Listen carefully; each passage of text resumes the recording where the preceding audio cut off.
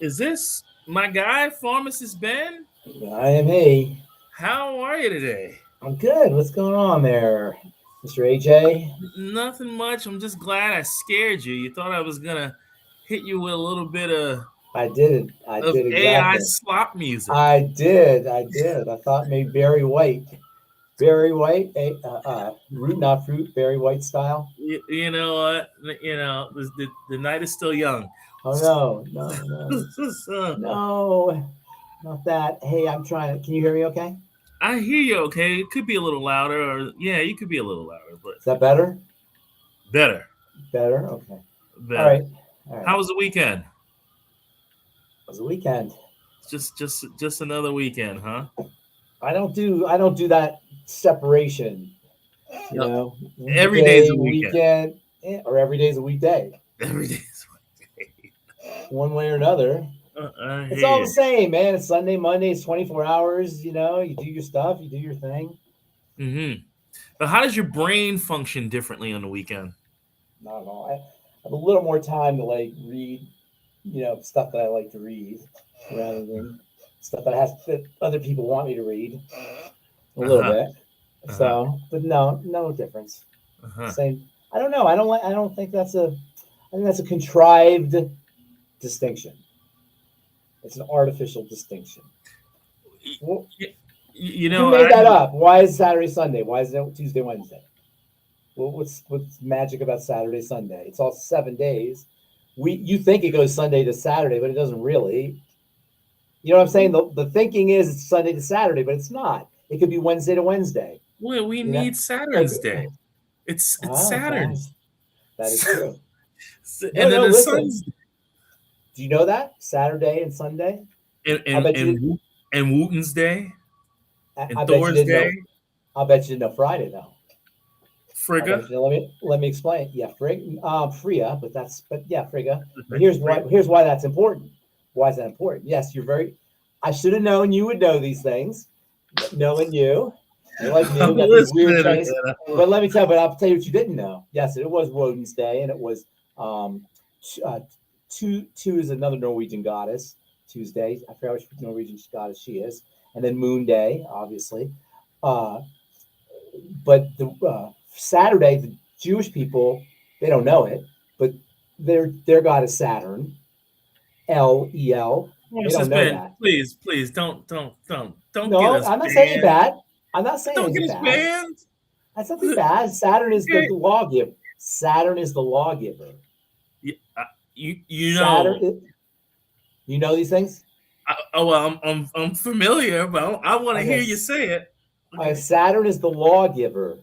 Has rings. The rings represent a boundary.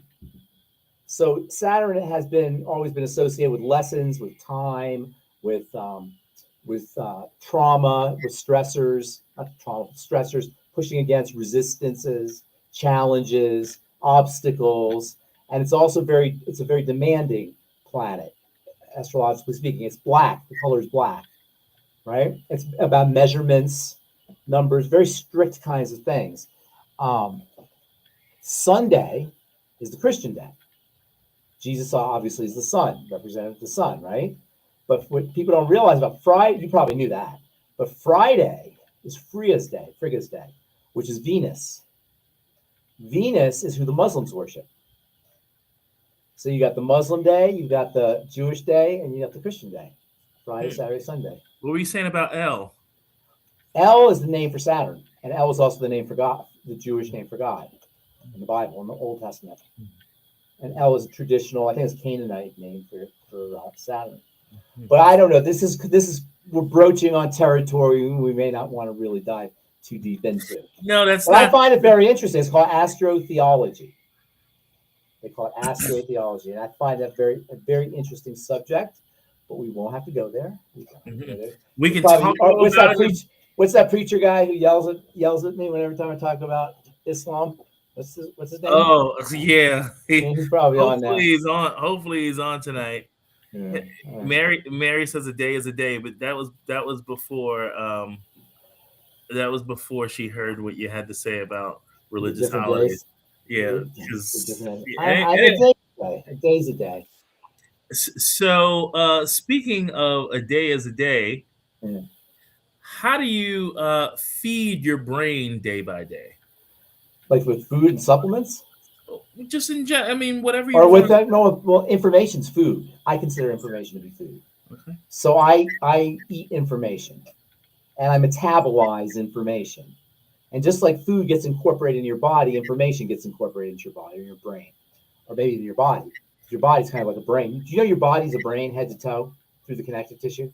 Mm. The body is an information processor, not just the brain and the head. The connective tissue is piezoelectric, and of course you have the nervous system too. But the brain, the body's one big information processor. That's what the brain is. It's an information processor. An incredible information processor. The body's an information processor.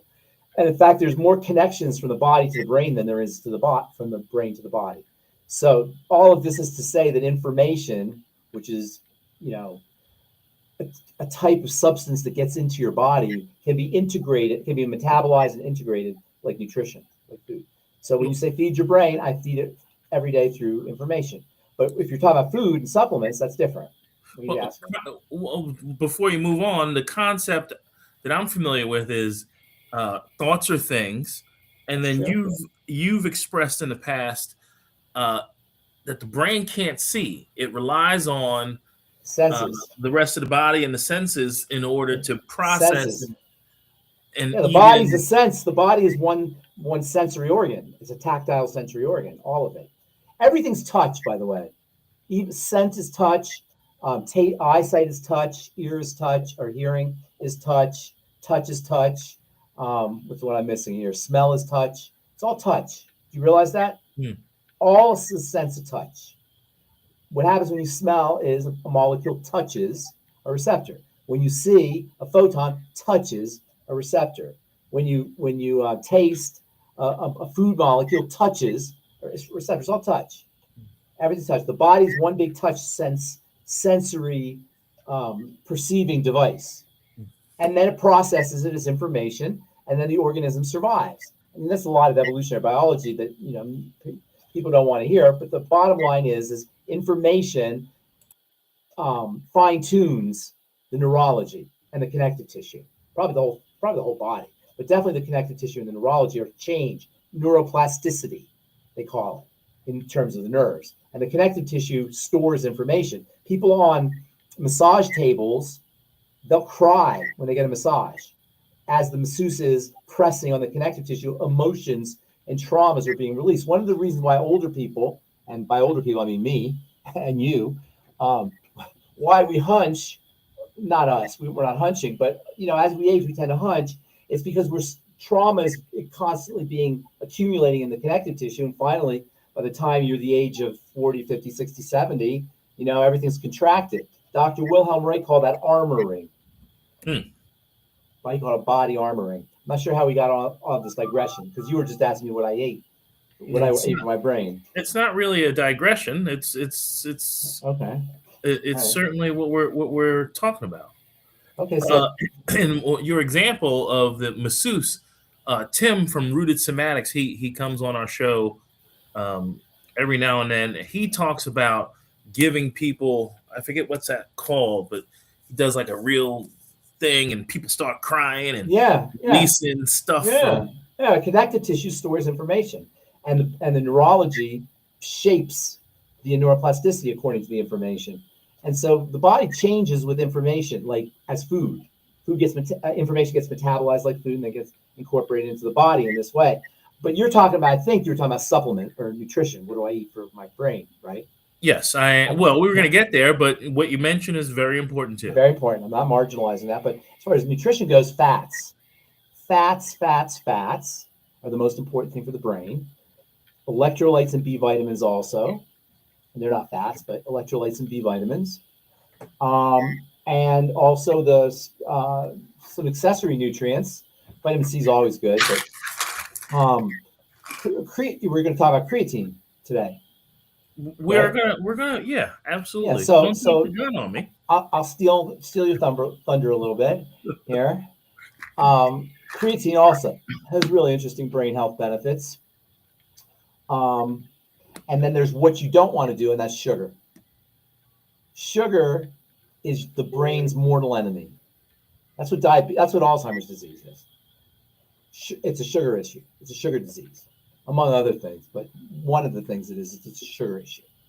So sugar is the brain's mortal enemy, and also lack of stress and lack of sleep, because the brain recovers during sleep. It cleans itself out during sleep. There's also a phenomenon. I don't know if you know this. You probably do, because you know a lot of stuff. Props to AJ, everybody on Rumble, everybody on YouTube. AJ is one smart cookie. Really is. Really are, AJ. So grain. Thank you, Pharmacist Ben. But you're welcome. Grain brain. You know about grain brain or gluten intolerance of the brain? Fill me in, please. You can have gluten intolerance of the brain. Gluten is a sticky substance. It's a reactive protein. Sticky. Colloquially we'll say sticky, but it's reactive. It gums things up, right? And that's why it causes a problem at the level of the intestine. It gums up the intestine. It causes inflammation. It's a sticky, nasty molecule. Not nasty, but it's used in cooking because it's so sticky. You could get actually straight gluten for baking and gluten-rich bread, etc. It has a sort of rubbery quality about it. That same kind of stickiness can happen in your brain when you eat gluten. So you can actually you can damage what's called the blood-brain barrier with gluten. And gluten-like substances and gluten antibodies. I don't know if it's necessarily gluten that gets in the. I have to do a little research on that, but the gluten certainly initiates the reaction.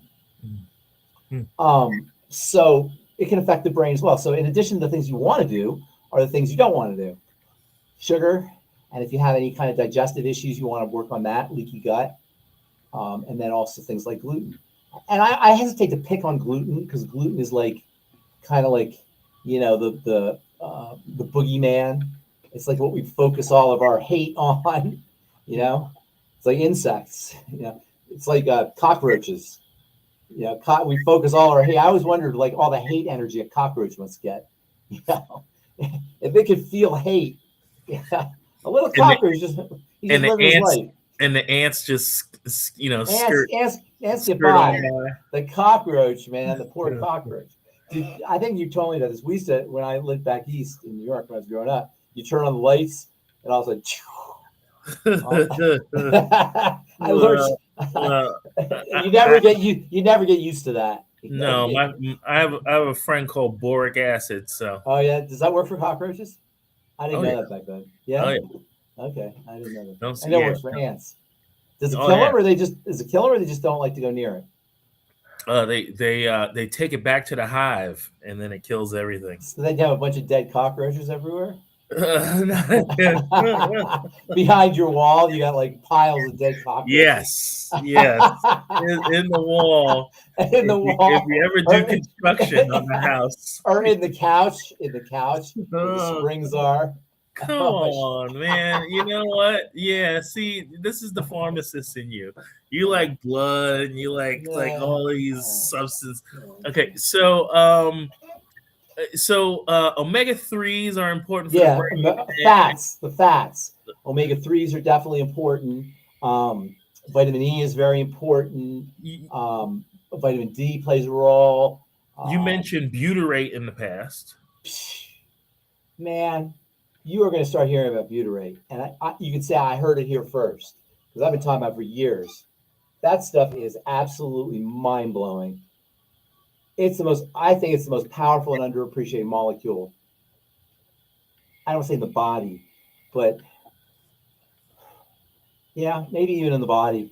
It's just so multifunctional, and its main role is to help us help us survive.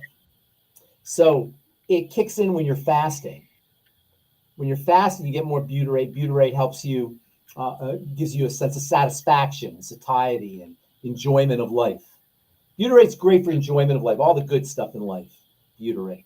And it's in butter. That's the activing where we get the name butter from. Butyrates are important for the digestive system, important for the immune system. They're important for anabolism, building, repair. They're anti-inflammatory. They're important for brain health. Super important for colon health, for colon cancer, for prevention of colon cancer. Just an incredible molecule. Not only that, and I'll tell you why it's incredible here in a second. Not only that, but derivatives of butyrate are used in bodybuilding because for its anabolic properties, or also for sleep. Derivatives of butyrate are also used for sleep. Gamma amino butyric acid, butyrate and butyric acid are the same thing. This is GABA, right? And GABA is a incredibly valuable brain chemical. GABA. It helps you, it relaxes you, especially in our crazy excitotoxin dense world that we live in, where we get excitotoxins in foods and even excitotoxins, psychologically. Our brains are hyperexcited. And so between foods and hyperexcitability, GABA is incredibly important, and that's gamma aminobutyrate. So butyrate is just crazy valuable. I'm a huge fan. Well, you talk about fats being important, but what about fried fats? That's the thing about nutrition, and I know you're just kind of trying to poke the bear here a little bit, but here's the thing about nutrition. The more good something is, the more bad it's going to be. Because what makes something good is energy. And while potential energy is really good and can be used, once that energy is expended, and you have a carcass, essentially, molecular carcass, that just as good as that molecule was as a source of energy, as a storage capacity, a storage device for energy of a specific frequency, that's how bad it is when it's empty. And that's oils. That's oil. Oils are incredibly valuable. They're so valuable that nature only includes them in very tiny amounts. You don't have any large fatty acids concentrates in nature, like a ultimate EFA, those concentrates, or like an Udo's blend. Those doesn't exist in nature. Nature has droplets of oil in the seeds. And that's why you got to be really careful about how you derive oils, because you're trying to derive large quantities of oil from tiny little quantities in seeds. Now you have, lots of seeds, of course, so you can get lots of oil, but each little seed requires some intensity to release the oil, and you're only going to get a drop. Are you with me? Now, these oils are super valuable. Why? Because they're trapped sunlight for the seed. The seed is trapping the sun in the oil. So when you eat oil, you're eating trapped sunlight in tiny amounts. But those tiny amounts, it's one thing in tiny amounts, but when you're crushing a bunch of seeds or using industrial processing techniques to derive the oils, it's a problem. You got to be very careful with the oils. On top of that, when you're cooking the oils, or you're in the factory making bread or crackers or cereals or cakes or all the things we're making, let alone the stuff in the restaurants, the French fries and that kind of thing. By the time an oil is used, it's so broken down, it's so distorted, it's so twisted that it creates a major danger in the body. Why? Because the inflammatory system in the body, you have an inflammatory system, a protective system, is grounded by fatty molecules. The fatty molecules play a major role in the inflammatory system. Major. I'm not going to get into too much of the chemistry, but it's huge. And when you put distorted fats into the system, you throw everything off. And it creates a big time inflammatory environment, microenvironment in the body. Huge cellular, at the cell level, at the cell membrane level, because fats are so important, you wreak havoc on the body. And any biochemist, anybody who understands chemistry or organic chemistry will tell you don't need to have studies and articles in the newspaper and in the news. And you're starting to hear it's now a meme about vegetable oils, right? I knew it. Anybody who knows anything about chemistry can tell you. When you remember those bonds, where's my Marty the molecule? I lost Marty. I didn't want to mention on Friday that it's actually Barry the back scratcher, but no, it's Maury the massager. Oh, that's okay. No, Marty the molecule. So these bonds, it's all about these bonds. These bonds represent energy. When they're broken, they represent distorted energy, a distorted energy field, and those get integrated into chemical reactions, and it throws the entire system off. So you got to be really, really careful. The reason I'm saying this is because you asked about when you asked about oils. The more powerful something is, and these are very powerful, these oils, the more problematic it is when they're broken, when they're distorted. When they're a carcass, are they looking for anything, or are they just there? Sometimes they're looking, and sometimes they're there. If they're looking, they can steal, and they can cause mutations and disturbances in structures like cell membranes. That's one thing that can happen. Or if they're broken, the body will try to integrate them into chemistry or into structures, and then you have messed up chemistry and messed up structures. So both can happen. Pharmacist Ben, adenosine triphosphate. Yes. They're saying that Who's they? The article that I shared, Okay. that creatine is helpful because the phosphorus. Yes. Creatine is willing to give up a phosphorus. Very nice. Very nice. You're becoming quite the chemist there. That's exactly right. That's exactly right. Remember we talked about adenosine triphosphate last time, right? Okay. So yes, creatine has an ability to turn the two phosphate bonds, diphosphate, into triphosphate.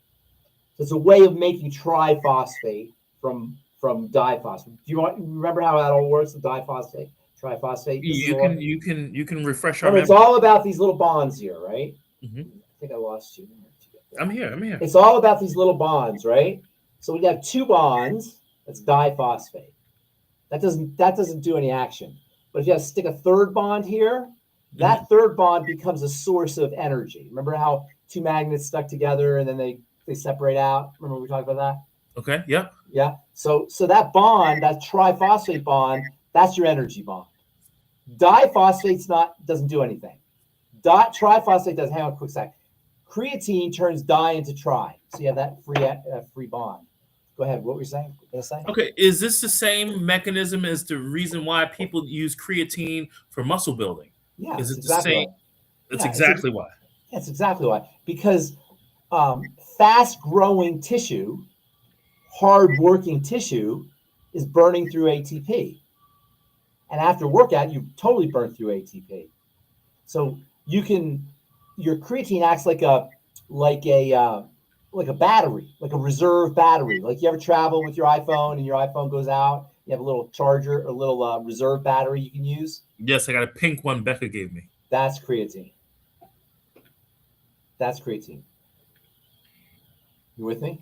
Interessant. So how come this is just a new thing that they're talking about? I told you it's not a new thing. I told you the story. Don't make me tell you my stories again.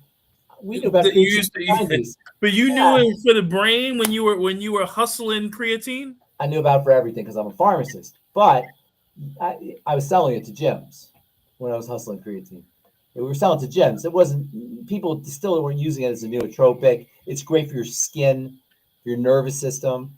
All fast-moving tissue is gonna benefit from creatine, and any electrical tissue. It's important for the energy in the brain. It's also important for neurotransmitters, for dopamine. It's just incredibly, incredibly, incredibly valuable. It's completely non-toxic. It helps hydrate cells. One of the things that happens as we get older is our cells aren't as hydrated. It's an osmotic ingredient. This is above and beyond its role as a source of phosphate bonds. The phosphorus actually is hygroscopic. It pulls water into cells. And do you remember the mitochondria? We talked about phosphorylation. I don't know if you remember this. Okay. Phosphorylation. Remember that whole thing? Phosphorus. Anywhere we got phosphorus, creatine's going to help, which is ATP, the mitochondria, the skin, the brain.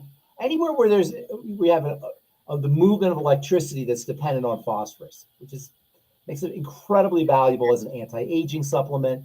I'll tell you what, if you're interested in anti-aging nutrition, you want a teaspoon of creatine every day. It's non-toxic. There's zero side effects. It's cheap, relatively tasteless. It's a no-brainer. And if you're working out, it'll make you stronger. It doesn't make you stronger, by the way. It helps you lift more weight. You get yourself tired.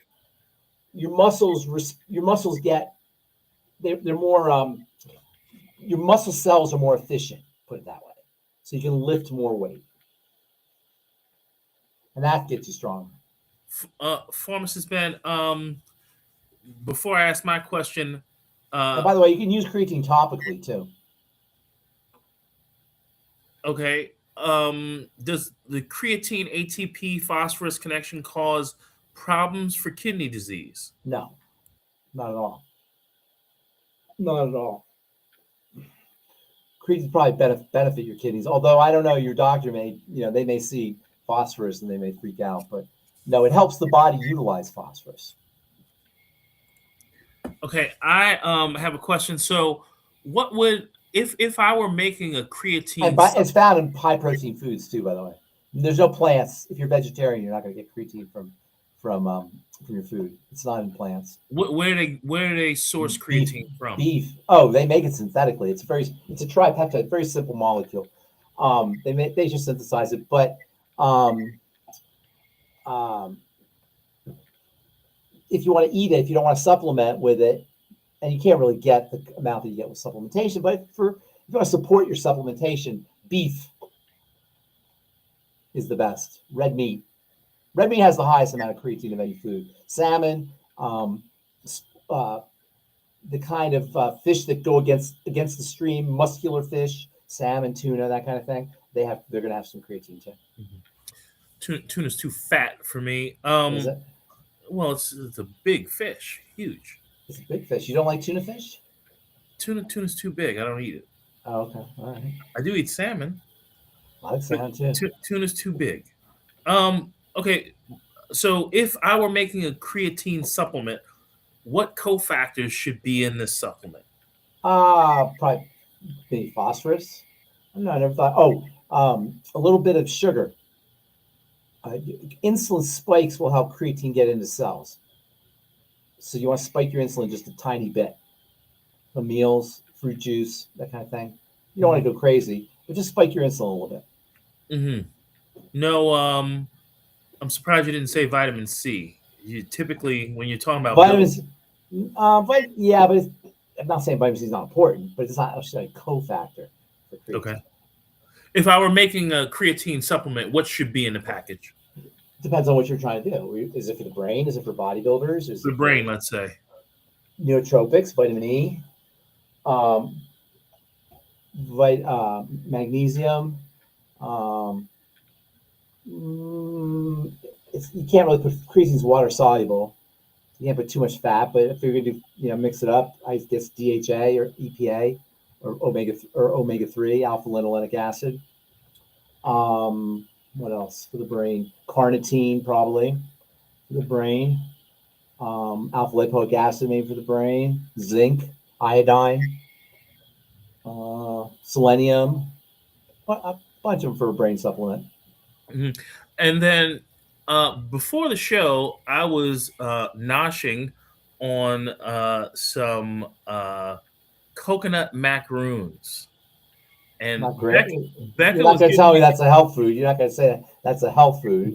Becca was giving me a hard time because I said, these coconut macaroons, I got my MCT. I got MCT. And you know what she said immediately? What? She said, well, all the sugar is canceling out your MCT. I went through a macaroon phase. Many years ago. I get my macaroons every holiday. Big ones, one big one, or a bunch of little ones? I got a bunch of yeah. They make them both ways. Not that I eat sugar. That's a lot of sugar in a macaroon. Is it? Becca, you're on screen, by the way. I don't know if you know that you're on screen. Hey, she's muted. Yeah, that's a macaroon. That's not nice. It's not nice. Okay. Not nice. Okay, but she was talking about my macaroons, and she said immediately, "But the sugar is canceling out any benefit you get from the MCT." I said, There's no MCT left in macaroons. No, No, you can't. Maybe a trace amount. It's Dr. Google said there is. No, a trace amount maybe. MCTs are. You know what? Now that I think about it, MCTs are also good for the brain. MCTs are amazing. Along not quite as amazing as butyrate. Oh, I was going to tell you why butyrate is so amazing. Butyrate is an SCT. SCT. And MCTs have their own characteristics. SCTs have their own. Nobody talks about the SCTs. You have long chain fatty acids. That's your main ones. That's the ones that are in the foods. Omega-3 and omega-6 and polyunsaturated ones you hear about. Those are the main ones. Those are long chain fatty acids. And by long chain, without getting into too much chemistry here, we're talking like 16 or so carbons of like a piece. Then you have the MCTs, which are the medium chains. And there's about 4 of those or 5 of those, I think 4. And those are between 8 and 12 pieces. Then you have the short chains. And the short chains, there's 3 main ones. They're made in the intestine. Nobody talks about them. One is called acetic acid, which is vinegar. And you'll hear sometimes people will smell like vinegar sometimes. They'll have a vinegar smell. Or they'll have a sweet smell that's a derivative of vinegar. And that has to do with metabolic issues inside the body. That's made in the back in the. Is that good or bad? This smell. It smells bad, definitely bad. But I'll tell you. But I want to tell you a little bit what makes these things so fascinating. So that's one of them. Then there's another one called propionic acid, and that's another one. You don't hear too much about them. That one's a little bit inflammatory. I don't want to get gross here, but for people who are estheticians out there in esthetician land or in Restream land, if they pop a zit and there's a smell that comes out, that's usually the propionic acid from the bacteria. Acne bacteria are called propionic bacteria. Sometimes you'll see propionum after in a bacteria name. They make propionic acid. Bacteria make these, by the way, in the gut. That's how these things are made. Did you say smell a zit? Yeah, smell a zit. You don't know this because you don't know. Come on, man. I'm sorry. I'm sorry. Hey, we're all adults here. Okay. But the third one, the third short chain fatty acid is butyrate. Butyric acid. That's the third short chain fatty acid. And that's made in the gut by bacteria. But what makes these things so interesting, the short chain fatty acids, all of them, and you'll recognize when I tell you how they work, it's really kind of interesting. These short chain fatty acids are both water soluble and fat soluble. Fatty acid, right? So you think it's fat. It's going to be fatty. Because it's so short, it has an ability to dissolve into water, which makes it very valuable because it can do both. It can enter into cells very efficiently, and it can act electronically. It can deliver electrical energy. It's got some very interesting properties that we use to clean our counters. That's how vinegar works to clean your counters. Vinegar is acetic acid. It's a 5% solution of acetic acid, standard vinegar, and it cleans your counters because it's water soluble, so it rinses right off, but it's fat soluble, so it gets rid of dirt. It makes the perfect cleaner, that water soluble, fat soluble quality. And in fact, in skincare, some women may recognize this, there are molecules called alpha hydroxy acids, which are very similar to these kinds of short chain fatty acids, and they're used in skincare. They actually revolutionized skincare 35 years ago because of their ability to be both water soluble and fat soluble, which is a very unusual characteristic for a fat that dissolves in water. Okay. So explain to me just briefly, like in 1 minute. Are we going to take questions? We got plenty of questions. Why is the long chained molecule not broken down into? Okay, 2 things. Why is the long chain like your omegas? Why are they not broken down into something smaller? Well, they function as they are broken down. They are broken down. but not all of them are broken down. Yeah, they break down for sure, but not all of them are broken down. They don't always break down. They can be used as is. They're not like incredibly long. Like relatively speaking, they're long compared to the short and the medium, and they are broken down. They're constantly broken down, but not all of them are broken down. Mm-hmm. Okay. Also, just my last little tidbit. You were talking about bacteria breaking things down. Yeah. When did today? I don't A remember couple saying that seconds today. ago. Made in the gut because I said bacteria make the short chain fatty acids. I didn't say breaking. I don't think I said anything about breaking. Well, how are they making the short chain fatty acids? In their own little bacterial bodies. They take fats and they take little components, and bacteria make stuff. Okay, so they're like little factories. They're using some component to synthesize. Yeah, of course. Carbons, absolutely. Smaller pieces of fats are strung together. And energy is expended during this process. Is that? Of course, absolutely, yes. I was watching something and it made me think of you. I was watching they were talking about planting a log in the ground and saturating it with water, and that being a source of fodder for your plants. Absolutely. Because everything breaks it down. Bacteria break it down, fungus break it down, release the carbon into the soils, all the molecules, all the polysaccharides, the lignins, all the minerals, they all go into the soil. It's all one big compost pot. All of planet Earth, not all of planet Earth really, but the topsoil, everything on the topsoil. That's where everything is. The action on Earth is in the topsoil. Guess who said that first? Who said Dr. that? Wallach. Really? Well, he was one of the first big guys to really talk about a lot. I'm sure people said it before, but he was one of the first guys to really talk about it. It's that topsoil. That's where all the action is. That's where all the life force is. And the ocean and the topsoil. That's where all of the life force on planet Earth is concentrated. Maybe not all of it, but the majority of it on the topsoil and in the ocean. You know, he also said, just based on what we said earlier, he also said, a stick of butter a day keeps the doctor away. He liked to get people's attention. He did. Dial MD for murder. I was like, no. I got friends. I got doctors. I got doctor friends. Okay.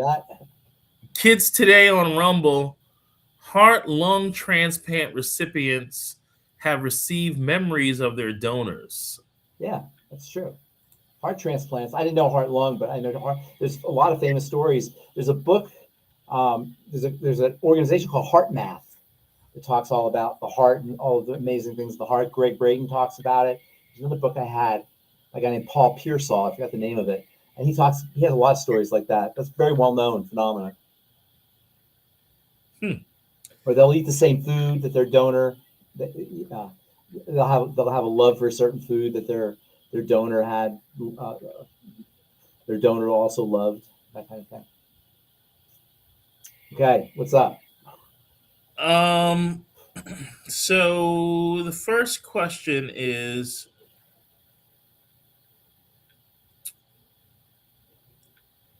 yes. The first question is best diet for destroyed thyroid, hypothyroidism. Well, there's no destroyed thyroid, first of all. Your thyroid is being attacked by antibodies. That's called autoimmune disease of the thyroid.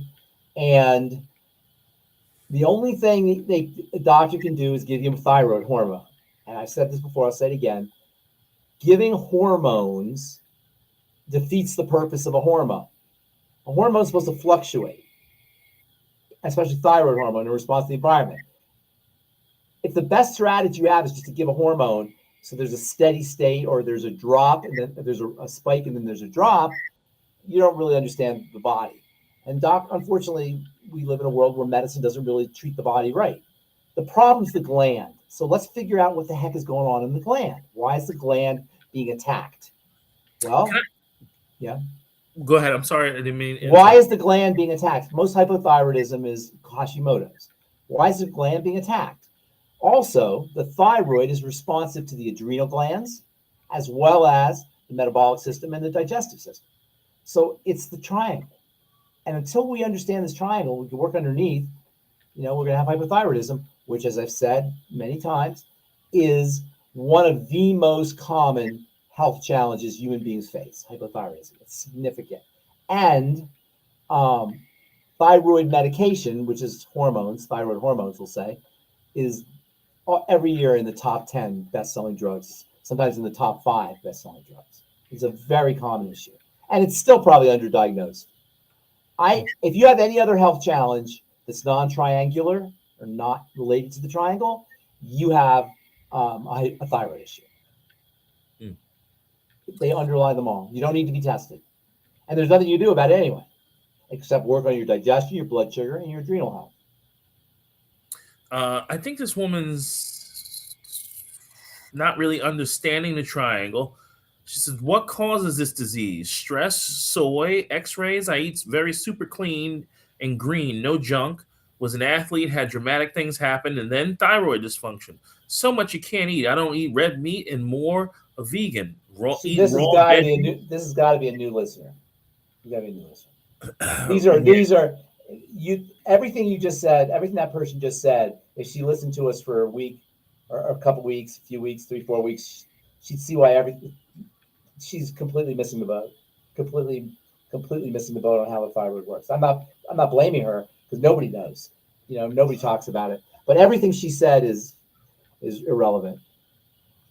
And by the way, there's no such thing as eating clean. That doesn't exist. And so people say I'm sick, but I'm eating clean. That's not a thing. So where there's smoke, there's fire. Number one. So if you're hypothyroid, something's up. Okay, it's not hypothyroid dust coming on your head from an angel. It's something.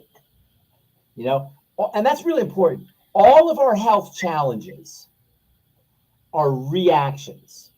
They're all reactions. Okay? All our health challenges are reactions. What is a reaction? A response to a action. Mm-hmm. So if you have a reaction, you got to have an action. and unless you think the action is somebody sprinkling dust on your head or a little elf shooting an arrow at you, obviously there's something going on, And I'm not saying that to blame anybody because, you can't blame the person who has a health challenge. I'm saying it to give you your power back. They have to take their power back. They absolutely need to take their power. Take your power back. Yep. Yes. You're in control. Yes. You're driving the ship. You're driving the ship. If it's an elf shooting arrows at you, what are you going to do? The elf shot an arrow at me. What can I do? But if it's something I'm doing, now we have control. That's what we want to do for our listeners, for our customers, our clients. We want to show them where this is happening, where it's starting in the body and how it's happening. And that's why I take great pains to explain everything. I spend so much time, we only get one question sometimes in an hour. And I'm sure on Coast to Coast, there's probably people on hold, screaming, just get to the point already. That's right. I can only imagine, but I don't care because I don't like this idea that we're told what to do instead of we're told how to do it. And instead of being told what's going on, we just have this kind of mentality, you fix me. And I don't want to be a fixer. I don't want to fix anybody. That's not my job. I want to help you fix yourself. Mm-hmm. That gives you the power back. And any good healthcare professional, that's what they should want, to get out of the way and let the patient do it. And that's why I talk to you about how all these things work. So hypothyroidism, back to our listener, I eat clean. That's not a thing. So don't even say that. Don't think that because that disempowers you. Then if you eat clean and you're great, then what else can I say? There's nothing else to do. But if you say, the question is, where can I find things? Where can I fix? Not everything I'm doing right. What am I doing wrong? So hypothyroidism is most of it is autoimmune, which means there's distortions in the thyroid, which come in from the blood, which implicate the digestive system and the metabolic system. There's also a link between the adrenal glands and the thyroid, and hypercortisol, excess cortisol or chronic cortisol secretion, will eventually suppress the thyroid. So between the metabolic system, the digestive system, and the adrenal glands, that's where your hypothyroidism comes from.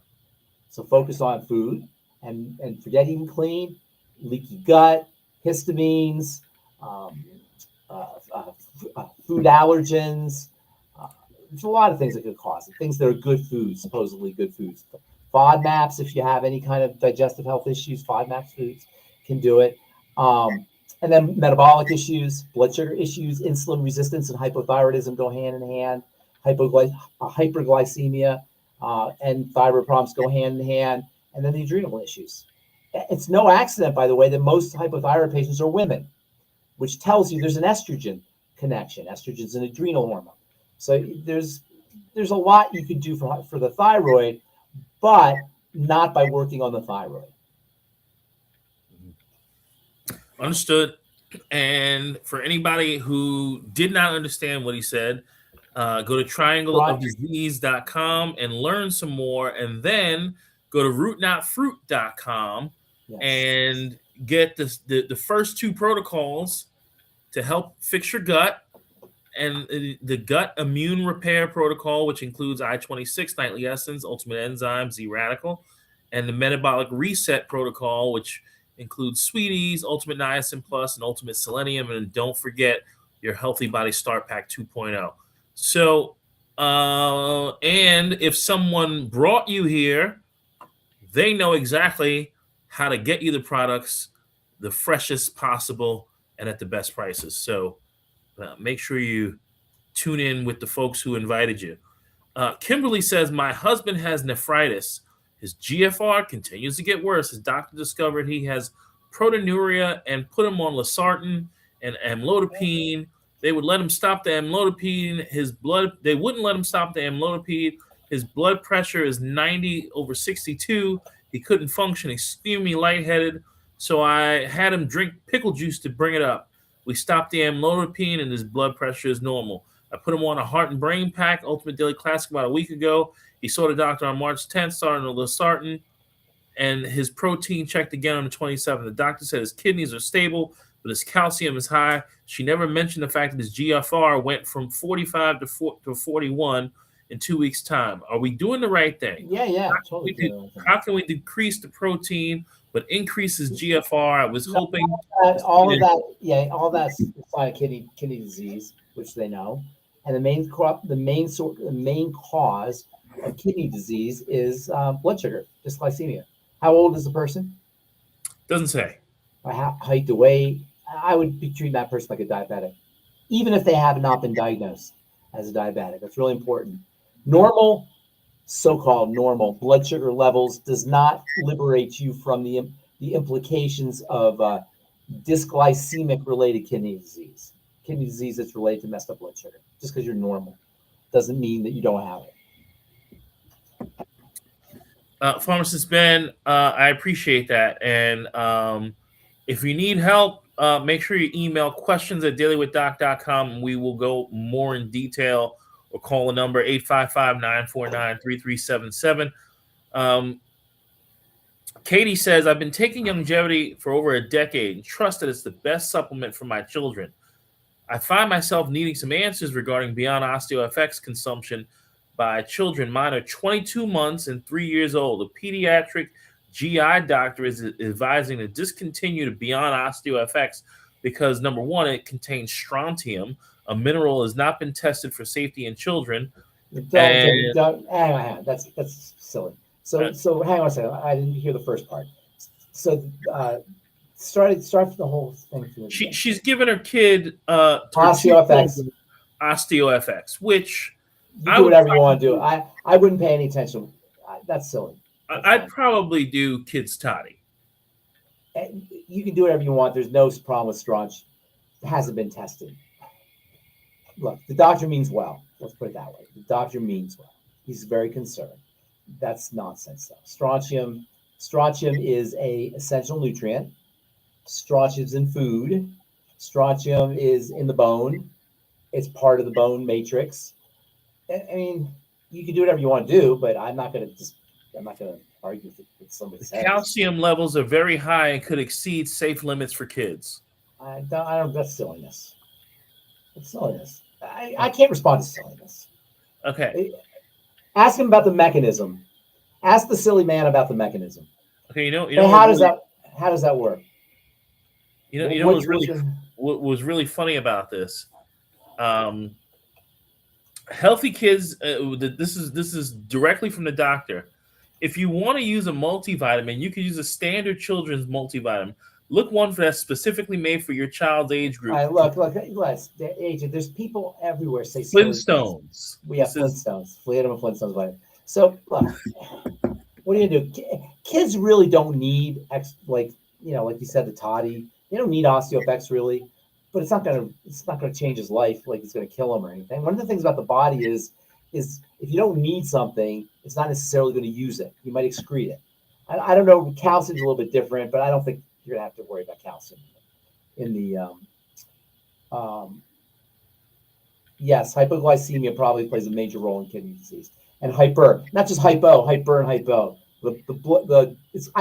I'd say dysglycemia rather than hypoglycemia, the dysregulated blood sugar.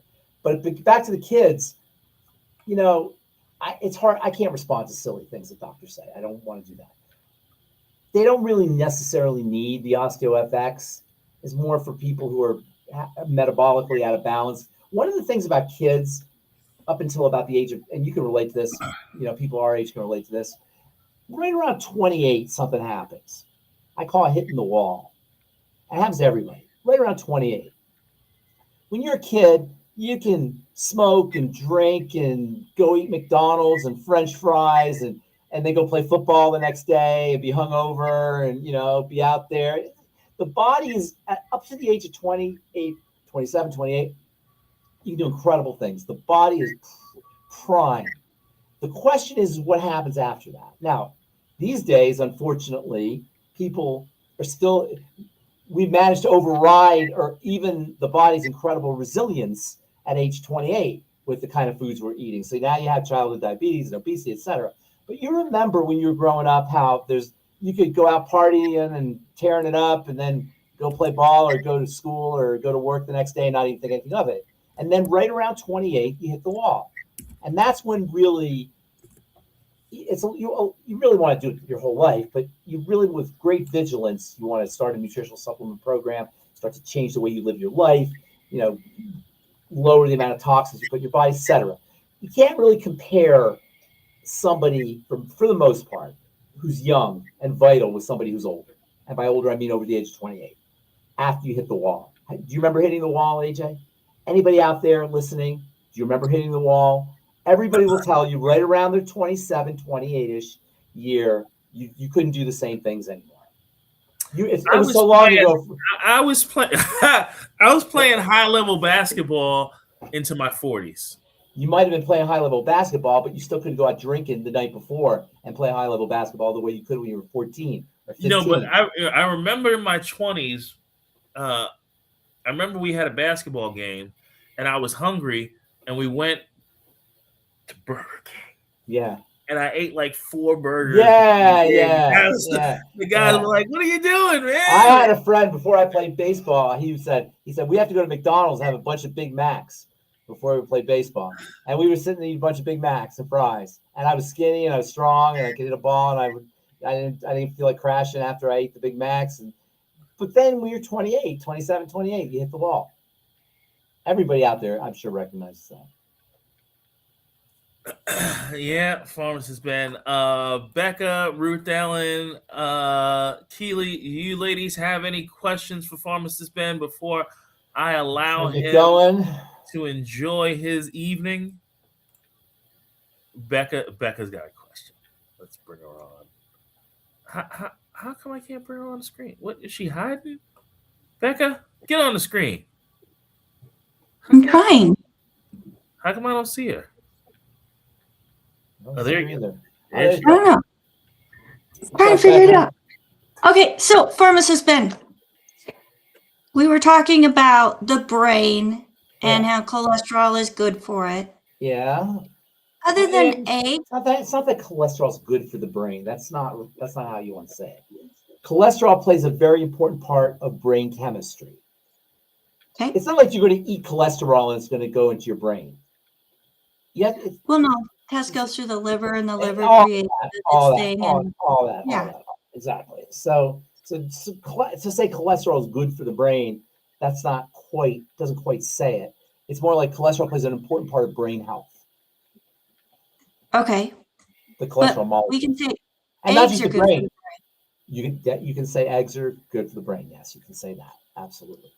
What other foods can we say would be good for the brain? Berries, Okay. fatty fish, quality oils. Quality, it's a little tricky, but quality oils. Seeds, flax seeds, chia seeds. Macaroons. Yeah, macaroons, definitely. Chocolate covered. Chocolate covered, though. Macaroons. A child. Yeah. Anything with pigments in it, color stuff, fatty stuff, colored stuff, magnesium, zinc, iodized fish, we said, nuts, anything with magnesium, organ meats, dairy, that kind of thing. Zinc is found in high protein foods typically. In fact, it's actually thought that our brains took a big evolutionary leap in terms of our evolutionary development, when we figured out how to cook food, because we could release the amino acids, and that helped the brain grow. So high protein foods, amino acids, that kind of thing, arginine, especially probably for the brain. And so I have a client, has a teenage son who the eyes are consistently getting worse and worse and worse. His eyesight, the vision. But all tests and pictures show that the eyeballs themselves are very healthy. it could be the muscle. It could be the muscle. He probably started over time. You get inflammation. It all happens to almost everybody. When there's inflammation around the muscles become weak and they don't adjust properly.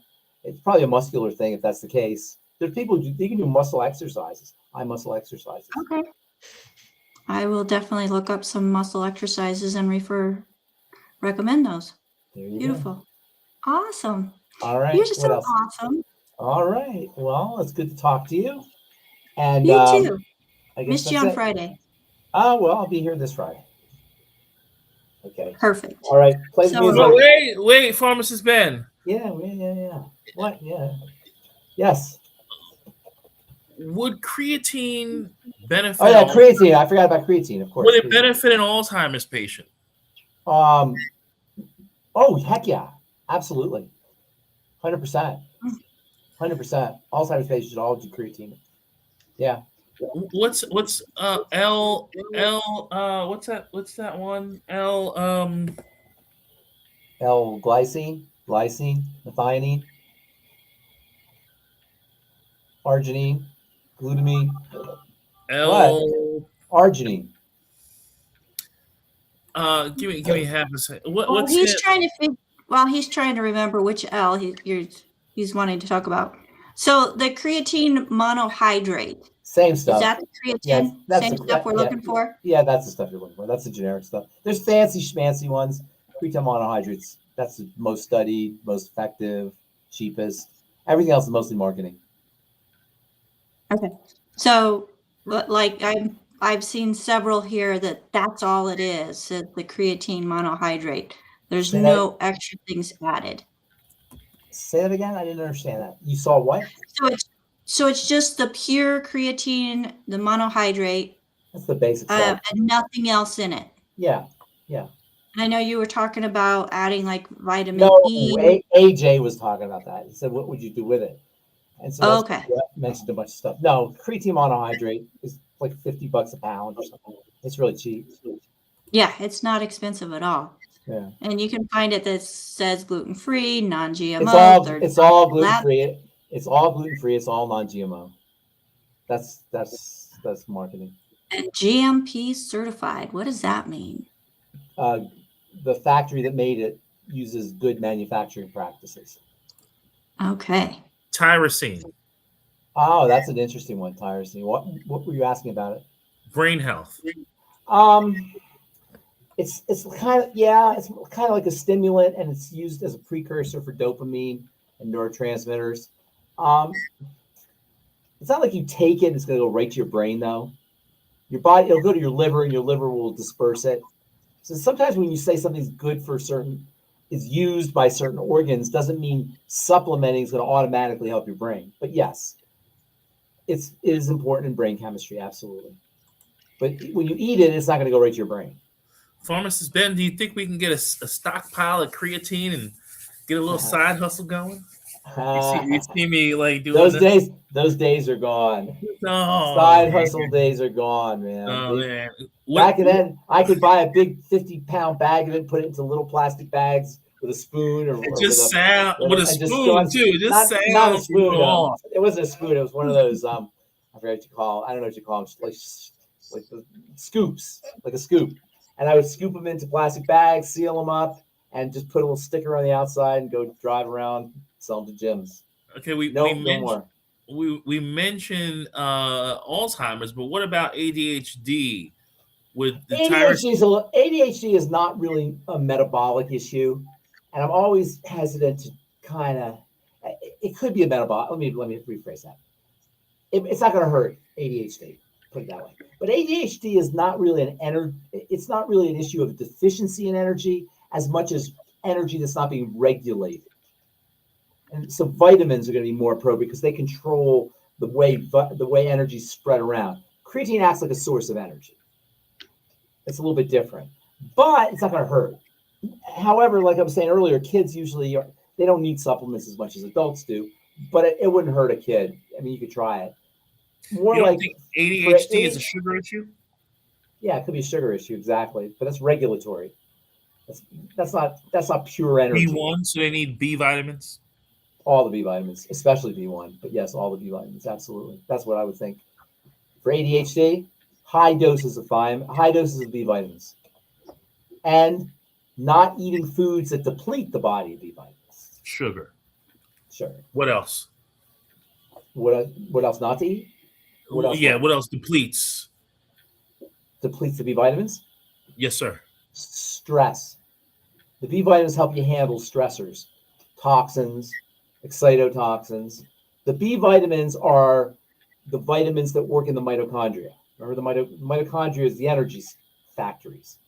So the B vitamins support energy production in terms of channeling it into the mitochondria and getting ATP out the other end.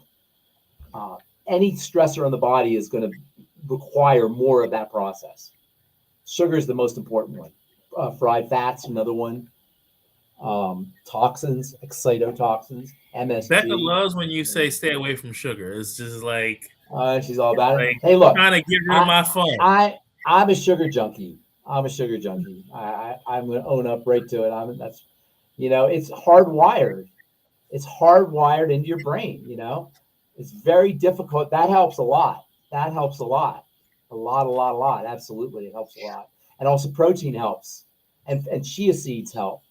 There's a lot of things you can do to hack into it, but if you don't go out of your way to hack into it, it's very easy to get into the sugar thing. I have to fight off sugar cravings all the time, personally. And bread is sugar, and potatoes are sugar.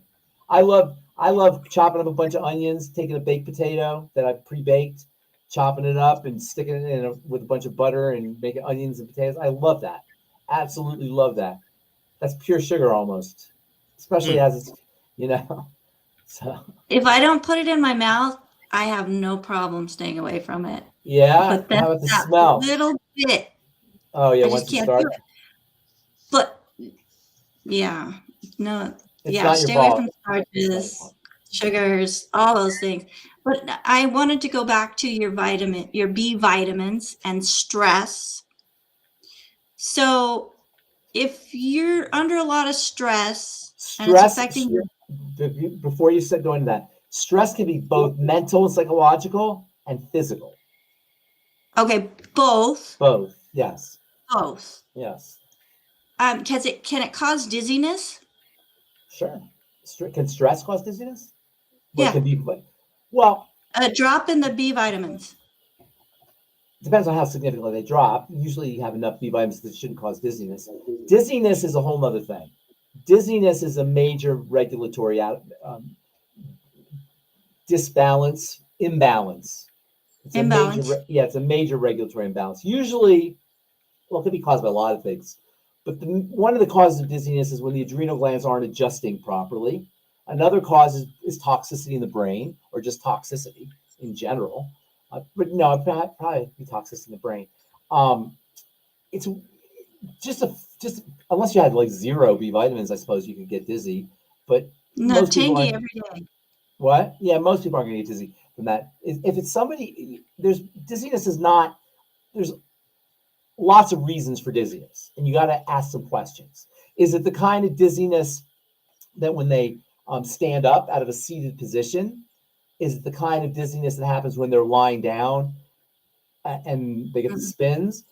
Is the dizziness triggered by like movement, postural changes in your posture? I mean, there's a lot of things I would have to ask. What, just all of a sudden dizziness from the middle of nowhere? Yeah, just overstressed, thinking, hey, I need to go get some de-stress. And on the way down the stairs, the second flight, almost to the bottom. Yeah, you get down really fast. There's some serious stuff happening there. If that is the case, I would say there's some serious stuff happening, probably in the vasculature is where I would guess if that happened. But that would be significant. I want to know about some other symptoms if that happens. This person was just walking down the stairs and all of a sudden felt dizzy just for no reason. Yes. Yeah. There's something up there. I'd want to know what else is going on. That's not just a deficiency of B vitamins. Pharmacist Ben, last question. What time of day is it best to eat fruit? Probably the morning is the best time if you're going to eat fruit. But you want to be really careful because if it spikes your blood sugar, you might get drowsy. Fructose in general is not as problematic for that as sucrose, but you can still get it from that. But fructose, the problem with fructose is it affects the liver. And so if you're eating just whole fruits, that's different. And try to keep things like grapefruit or berries, non-sweet ones. I say first thing in the morning, before you're doing stuff, before you're moving around. When you move around, you support the movement of sugar out of the blood. So before you move around. So grapefruits or berries, those are the fruits that you recommend, not the apple a day keeps the doctor away. Well, there's great stuff in an apple. It's unfortunate that through genetic technologies, we reduced the bitter compounds and increased the sweet compounds. And the bitter compounds where the medicine is. But still, there's probably good stuff in an apple too. A lot of it's in the peel. So eat the peel and maybe a little bit of the pulp. Okay? Another fantastic session with our guy, Pharmacist Ben. Tomorrow night, Coast to Coast AM with George Norrie. You will have Pharmacist Ben on, and you will be able to ask him some questions, but more importantly, listen to he and George talk. I'm going to bring on our co-host, and then we're going to say goodnight. Ruth Ellen, bringing you on. All right. Keely has already left us, but thank you for everything, Pharmacist Ben. And I'm going to see you Friday. You will see me Friday for Bright Bites. It's called Daily with Doc. Oh, Daily Doc, that's right. Pharmacist Friday on Daily with Doc. Pharmacist Friday and Ben's Bites. Okay, that's right. And the other show you do with Dave Michaels, what's that one called? That was called The Mineral Way. The Mineral Way. So you just got all over the place. And what is the name of the business that you run? What's that website? Truthtreatments.com. You run that business. And then what is the other one that's in the top right corner? What does that one say? Where's that? Top on the screen. Where we're right next to me. Oh, Root Not Fruit. Rootnotfruit.com. Rootnotfruit.com. All right. You got some Barry White for us? You got some Barry White?